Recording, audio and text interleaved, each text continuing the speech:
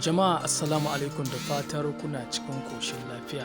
A yau insha Allah ina so in yi magana akan wasu application ko in ce manhajoji guda uku wanda ya kamata a ce in dai kai dan sabon crypto ne ko kuma yanzu kake son ka fara crypto, yana da kyau ka mallake su ka sabukar da su a cikin wayarka ba tare da ɓata lokaci ba.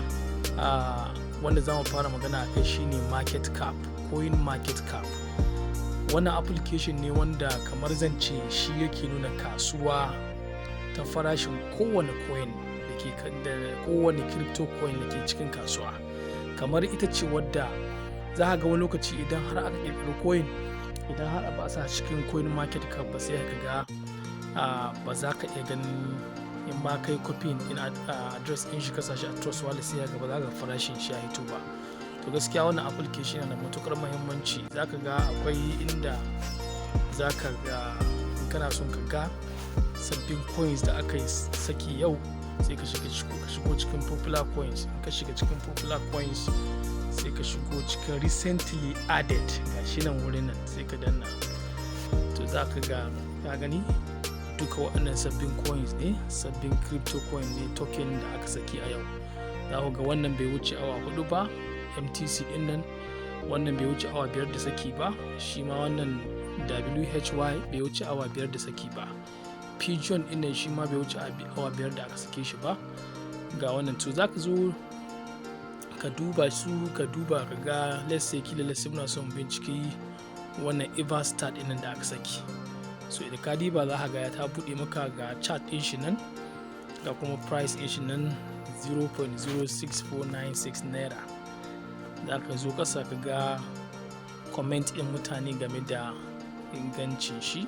Wani lokaci za ka su sai comment a wannan wurin, wani lokaci kuma za ka comment ɗin da ake bai shafe shi ba. Ka zo ƙasa nan wajen statistics za ka ga maximum supply ɗin shi ne 1 billion, total supply ɗin shi ma 1 billion, ga market cap ɗin shi nan, ga volume ɗin shi.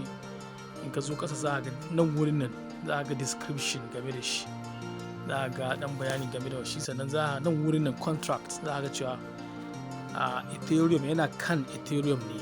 Sannan ka danna wajen links din nan, za ga links din shi na Telegram, ga Twitter, ga kuma website. So haka ne ita coin market cap take aiki, tana nuna maka farashin coin. Sannan kuma idan coin yau an sake shi, an sa shi ga coin market cap, za ka ga farashin shi. Sannan za a ga nawa ne maximum supply din shi. Bari mu diba MTC din nan, shi ma ga wannan MTC ga price din shi na 124. za ga comment din mutane akan shi, ga wani ya ce I'm bullish on MTC, ga shi nan. So shi kuma maximum supply din shi ne 10 billion. Za ga wannan coin yana kan shi kuma Binance, yana kan PSC, yana kan PSC network.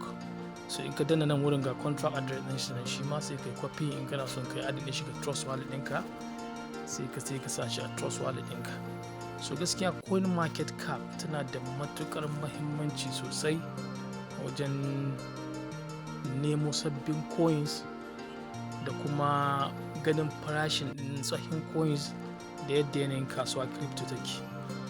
So gaskiya yana da kyau duk wanda yake yanzu zai shigo a harkar crypto to ya mallaki, ko in ce ya sabkar da wannan coin market cap. Sai ka je play store da kasa coin market cap, za a gan shi, sai ka yi installing din shi ka sa. Sai application na biyu da nake so mu yi magana akai shine Dex Tools.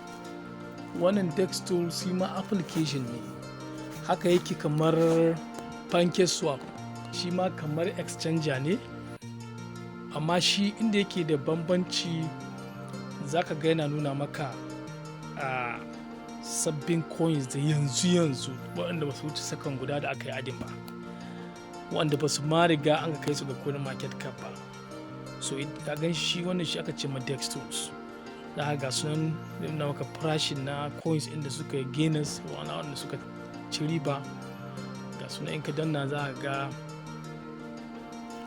zai buɗe, ga sunan Bridget, ga sunan da yawa kan Ethereum. So in kana son sai kana son kai search din coins inda ke kan BSC, to sai ka zo na wajen wurin ga wajen all chain, sai ka danna. In ka danna zai baka sai ka BNB chain, sai ka danna shi. In ka danna sai ka dan jira shi loading. Za ga ya fara maka da daily gainers. Waɗannan na sama su ne suka a daily gainers, ma'ana waɗanda suka tashi yau.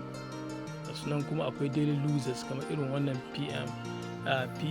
PMON minus 45, ga wannan 100 minus 40, ga sunan dai. So in ka je ƙasa za ga daily gainers ga irin su NLC SDT duk waɗanda plus 38 plus 811 ga sunan dai, za ga su ne daily gainers. So shi Dexter gaskiya in ka bi shi ma in kana wanda shi za ga na baka zai nuna maka coins in da ya zan suna cikin daily gainers ko kuma wanda suka yi gaining in ko kuma wanda suka tashi. Sannan za ga irin abun nan, za ga waɗanda su ma farashin su ya yi ƙasa. Ga sunan wannan shi ma ga sunan duka sun yi down.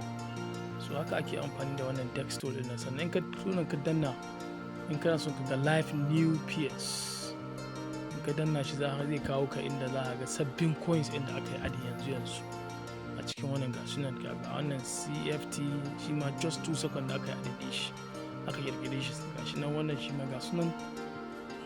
So ita gaskiya Dexter shi ma application ne wanda yake da matuƙar muhimmanci a ce inda kana crypto ko sabon ɗan crypto yake yana da matuƙar muhimmanci a ce ka mallake shi.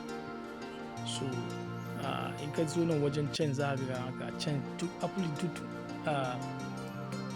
wani token da ake son ka bincika inda yana kan chains ɗin nan. Ga sunan kan network da suke, ga sunan ga akwai different chains: Ethereum, BNB, Arbitrum, Polygon, Optos, Solana, ga sunan duka.